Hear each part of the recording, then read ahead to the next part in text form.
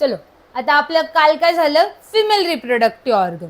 Female reproductive organ मध्ये कशी process होते ते शिकलो. नाव the next topic is male reproductive organ. आता मेलचं काम काय आहे, टू प्रोड्यूस स्पर्म. हे काय असतं, टेस्टिस. टेस्टिस कशासाठी रिस्पॉन्सिबल आहे, टू प्रोड्यूस स्पर्म्स. काय प्रोड्यूस करतं, स्पर्म. स्पर्म कसा थ्रू ट्रॅव्हल करतं, सिमेन. सिमेन कसं असतं, व्हाईट फ्लुइडी सबस्टन्स होतं, त्याच्या थ्रू स्पर्म कुठे ट्रॅव्हल करता येईल, फिमेल वजायना. कधी, when during the process of fusion. फ्युजनच्या प्रोसेसच्या time male gamete female gametes कडे जातं. ओके, आता with the help of male reproductive part sperms travel करतात with the help of penis. कुठून ट्रॅव्हल करतात, फ्रॉम मेल टू फिमेल. आता मेलचं स्पर्म कसं दिसतो, लाईक दिस. हा काय असतो, हेड पोर्शन असतो. हा काय असतो, टेल पोर्शन असतो. हा टेल पोर्शन कशासाठी हेल्पफुल असतो, to travel from male gamete male reproductive part to female reproductive part. कुठे, इन वजायना. ओके, आता हा टेल लाईक असतो, त्याचं टेल स्ट्रक्चर असतं, त्याच्यामुळे तो काय हेल्प करतो, ट्रॅव्हल करायला. कशातून ट्रॅव्हल करतं, व्हाईट फ्लुइडी काय, सिमेन. स्पर्म तर तो झाला छोटा एक युनिसेल्युलर पार्ट, पण तो ट्रॅव्हल कसा करणार, इन फिमेल वजायना कसं जाणार, सिमेन थ्रू. फिमेल्स कडे नसतं सिमेन, सिमेन मेल कडे असतं. थ्रू दॅट स्पर्म्स का होतील, ट्रॅव्हल होतील. ओके, हा झाला हेड पार्ट, हा झाला tail part. Sperm is always unicellular. कसा आहे स्पर्म, युनिसेल्युलर, म्हणजे सिंगल सेल स्ट्रक्चर आहे. ओके, मग हा काय झाला, फिमेल गॅमेट्स कडे जाऊन मिळाला male gamete. Then the next process is fertilisation. आता फर्टिलायझेशन म्हणजे काय, जेव्हा हे समजलं ना. ओके, फर्टिलायझेशनच्या प्रोसेस मध्ये काय होतं, जेव्हा मेल गॅमेट म्हणजे कुठला, मेल गॅमेट म्हणजे काय, स्पर्म. जेव्हा स्पर्म कुणाला जाऊन मिळतो, फिमेल गॅमेटला. म्हणजे कोणती, एग. एगलाच आपण काय बोलतो, उसाइट. एगलाच आपण काय बोलतो, ओव्ह्यूम्स. ओके, जेव्हा मेल गॅमेट फिमेल गॅमेटला जाऊन मिळतं, तेव्हा काय होतं, फ्युजन होतं, आणि त्याच प्रोसेसला आपण काय बोलतो, फर्टिलायझेशन. ओके, जेव्हा दोन गॅमेट्सचं कॉम्बिनेशन होतं, फ्युजन. लक्ष का बरं नाही तुझं पण, जेव्हा मेल आणि फिमेल गॅमेट्सचं फ्युजन होतं, तेव्हा काय होतं, फर्टिलायझेशन होतं. हे फर्टिलायझेशनने काय होतं, की मेलचे पण गॅमेट्स येणार, फिमेलचे पण गॅमेट्स येणार. त्याच्यामुळे मेलचे, आता काही छोटे मुलं आपण बोलतो बघा, अरे हा तर पप्पांसारखा दिसतो, हा मम्मी सारखा दिसतो. Why, due to this gametes. कारण की दोघांचं पण इक्वल कॉन्ट्रीब्युशन असतं ना. Although the pregnancy happens in female fallopian tube, आणि कॉन्ट्रीब्युशन कोणाचं आहे, दोघांचं पण. सो हे मेल आणि फिमेल गॅमेट्स असल्यामुळे फिमेल उसाइटचं फर्टिलायझेशन होतं with the help of sperm. कुठे होतं, आणि fallopian tube, vagina through fallopian tube मध्ये होतं. ओव्हरीज कडून जो एग रिलीज झालेला असतो. ओके, समजलं, क्लिअर आहे. नेक्स्ट, आता बाबा हे काय झालं, हे झालं इंटरनल, म्हणजे फिमेलचा प्रेग्नन्सी कुठे झाली, फिमेलच्या पोटामध्ये. आता नेक्स्ट, असं पण होऊ शकतं का, एक्सटर्नल पण फर्टिलायझेशन होऊ शकतं का, कसं. फॉर एक्झाम्पल, आता आपण हे इंटरनल शिकलो. एक्सटर्नल फर्टिलायझेशन मध्ये काय होतं, फॉर एक्झाम्पल फ्रॉग्स असतात ना, रेनी सीझन मध्ये फिमेल आणि मेल दोघं पण, फ्रॉग आणि टोड्स जे असतात, ते वॉटरच्या वेव्स मधनं ट्रॅव्हल करत असतात. ते जेव्हा ट्रॅव्हल करतात, when they both feel comfortable, की हा आता फिमेल कम्फर्टेबल आहे टू लाय एग्स, म्हणजे फिमेल एग्स. आता जी फिमेल फ्रॉग आहे, आता फिमेलच्या कंडिशन मध्ये, ह्युमन फिमेलच्या कंडिशन मध्ये एग कुठे रिलीज होत होता, फॅलोपियन ट्यूब मध्ये. But in case of animal, फ्रॉगच्या कंडिशन मध्ये एग कुठे रिलीज होतोय, वॉटर मध्ये रिलीज होतोय. कुठे, वॉटर मध्ये. मग आता फिमेल काय करते, एग्स लाय करते वॉटर मध्ये, जेव्हा मेल कम्फर्टेबल असतो, वेन मेल स्टार्ट फर्टिलायझिंग. मग ते फर्टिलायझेशन कुठे झालं आता? Outside the body. आता ते egg outside the body fertilise झालं, करेक्ट. मग आता ते एगचं बेबीमध्ये फॉर्म व्हायला स्टार्ट होईल. म्हणजे हे कुठे झालं फर्टिलायझेशन? Outside the body. त्याला आपण काय बोलतो? External fertilisation. ज्या फर्टिलायझेशनमध्ये मेल आणि फिमेल गॅमेट्सचं फ्युजन कुठे होतं? आउटसाइड द बॉडी, फिमेलच्या आउटसाइडला. आणि फिमेल काय करते? एग ले करते. ते कुठे जातात? पाण्यात जातात.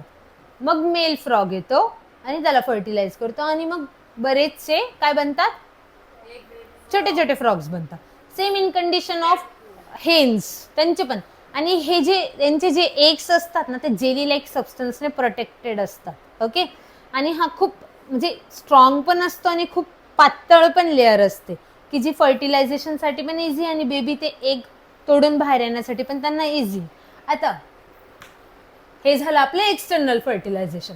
सपोज जेव्हा बेबीला पण, आता हे कसं एगला जेलीला एक प्रोटेक्शन आहे, बेबी पण जेव्हा फिमेलच्या फॅलोपियन ट्यूबमध्ये असतो, जेव्हा ग्रो व्हायला स्टार्ट होतो, त्या कंडिशनमध्ये या बेबीला कोण प्रोटेक्ट करतं रे? त्याला म्हणतो आपण प्लासेंटा. तो पण जेली लाईक सबस्टन्स असतो. प्लासेंटाचं ट्रान्सपरंट एक छोटं बेबी जन्माला आल्यानंतर आहे, त्याला अशी कोटिंग कवरिंग असते, त्याला आपण बोलतो प्लासेंटा, जी की पूर्ण कवरिंग असते, कोटिंग असते, जी हेल्प करते फॉर ग्रोथ. आता अजून एक टर्म, एम्ब्रिओ. एम्ब्रिओ म्हणजे काय? जेव्हा फर्टिलायझेशन होतं, मेल आणि फिमेल गॅमेट्सचं फ्युजन होतं. मेलकडून कोण येतं? स्पर्म. फिमेलकडून egg. When male gamete enters in female's vagina, आणि जेव्हा ते फ्युजन होतं आणि एग फर्टिलाइज होतं, स्पर्म एगला भेटल्यानंतर एग फर्टिलाइज झालं, आणि मग जी प्रोसेस फॉर्म होतं त्याला आपण बोलतो झायगोट. झायगोट म्हणजे आपल्या न्यूबॉर्नची पहिली स्टेप आहे.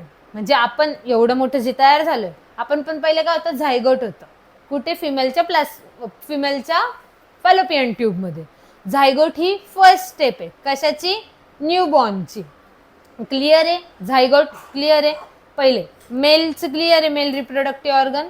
ओके. स्पर्म क्लिअर आहे, फर्टिलायझेशन प्रोसेस क्लिअर आहे, फ्युजन स्पर्म्स आणि एग म्हणजे फ्युजन.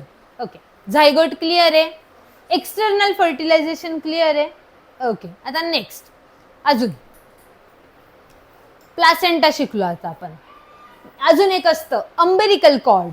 अंबेरिकल कॉर्ड, नाळ ऐकली का? नाळ मूव्ही, नाळ ओरिजिनल. अंबेरिकल कॉर्ड बेंबी असते आईची, तिथून तर बेबीच्या बेंबीला म्हणजे अंबेरिकल कॉर्ड कनेक्ट असते. अंबेरिकल कॉर्डचं काय? न्यूट्रिएंट्स प्रोव्हाइड करतं. अंबेरिकल कॉर्डचा रोल काय असतं? न्यूट्रिएंट्स प्रोव्हाइड करतं. तुम्हाला माहिती का, ऐश्वर्या राय वगैरे हे जे मोठे हिरोईन्स आहेत ना, त्यांनी त्यांच्या बेबी जेव्हा बॉर्न झालेत, त्यांनी त्यांचे अंबेरिकल कॉर्ड प्रिझर्व करून ठेवले. का बरं? कारण की इन फ्युचर जर काही आजार वगैरे आला त्या बेबीला आणि त्याचा अँटीडोट नाही भेटत किंवा तो क्लिअर नाही होऊ शकत, तर with the help of umbilical cord ती प्रिझर्व करून ठेवल्या, डिटेक्ट पण होऊ शकतं आणि आजारासाठी काही नवीन गोष्टी पण बनवू शकतात. For that many of people also protect that umbilical cord. Umbilical cord म्हणजे काय यूज त्याचा? It provides nutrients. Okay. Next. आता हा एग आहे. कोण आहे? Female egg. याला कोण येऊन पेनिट्रेट करणार आहे? स्पर्म पेनिट्रेट करणार आहे. आता लाखो स्पर्म येणारे पेनिट्रेट करणारे एगला. आता लाखो पण एक पर्यंत पोहोचतील का? ना. जो कॅपेबल आहे, जो स्ट्रॉंग आहे, ज्याचं जेनेटिक मटेरियल स्ट्रॉंग आहे, तोच का होणार या रेसमध्ये जिंकणार. आणि that sperm only will be able to form female egg into zygote. Zygote म्हणजे first step of newborn. Okay, got it. आता आपण शिकलो, एक्सटर्नल पण शिकलो. आता एक्सटर्नल मध्ये तर एग फ्रॉग, फिमेल फ्रॉग खूप सारे काय देतात? एग लाय करतात. बट हे सगळेच एक फर्टिलाइज होतील का? का बरं नाही होणार? कारण की काही ॲनिमल्स असे पण आहे ना, जे की फीड करतात कशावर? ह्या एग्सवर. म्हणून सगळेच एग नेहमी फर्टिलाइज नाही होते. काहीच एग फर्टिलाइज होतात आणि काही कन्झ्युम होऊन जातात. कोणाकडून? जे की सेकंडरी कन्झ्युमर्स आहे, जे की एग वगैरे खातात. ओके फाईन, समजलं. जायचं पुढे. नेक्स्ट आहे डेव्हलपमेंट ऑफ एम्ब्रिओ.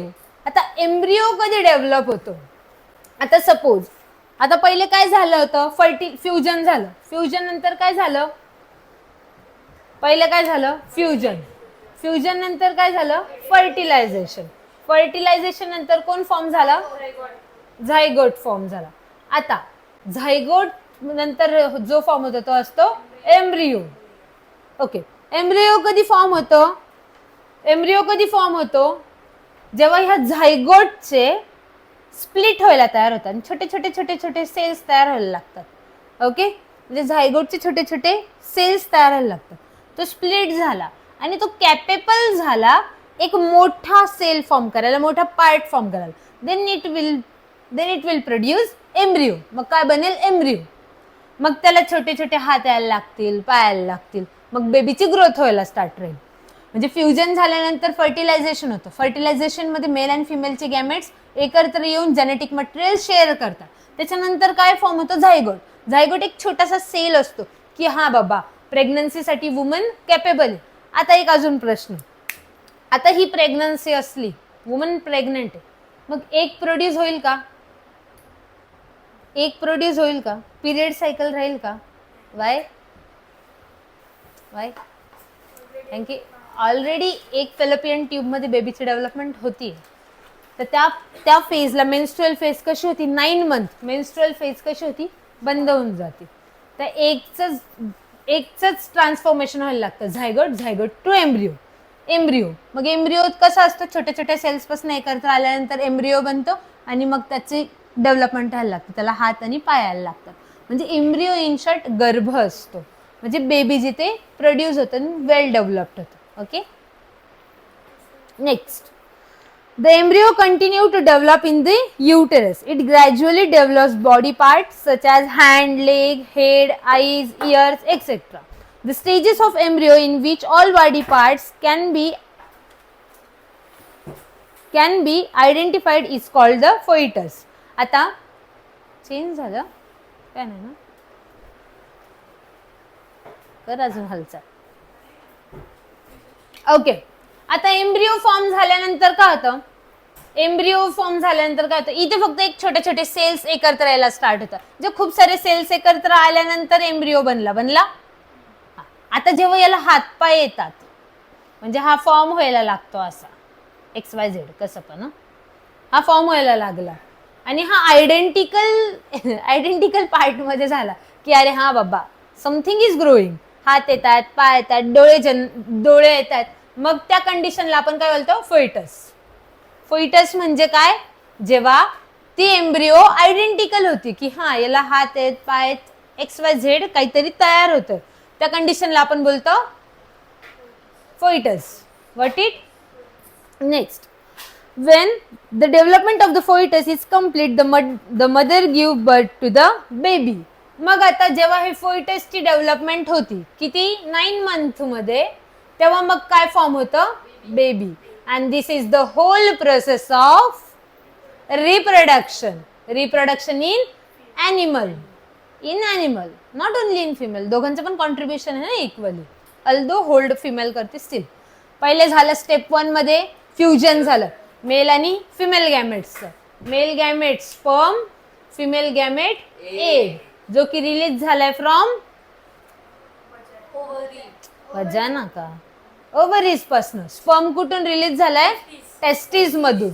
या दोघांचं जेव्हा फ्युजन होतं, मग फर्टिलायझेशन होतं. स्पर्म जो कॅपेबल आहे एग पर्यंत पोहोचण्यासाठी, मग एग फर्टिलाइज झाल्यानंतर झायगोट फॉर्म होतं, छोटे छोटे सेल्स. तेच कंबाईन झाल्यानंतर एम्ब्रिओ बनतो. आणि जेव्हा तो एम्ब्रिओ आयडेंटिकल आहे, त्याला हात पाय आलेत, मग तो काय बनतो? फोइटस. आणि जेव्हा फोइटसची पूर्ण कंप्लीट ग्रोथ होती 9 मंथची, मग काय फॉर्म होतं? बेबी. Pregnancy successful. प्रेग्नन्सी कुठला हॉर्मोन मेंटेन करतो? Progesterone. Progesterone is responsible for maintaining pregnancy.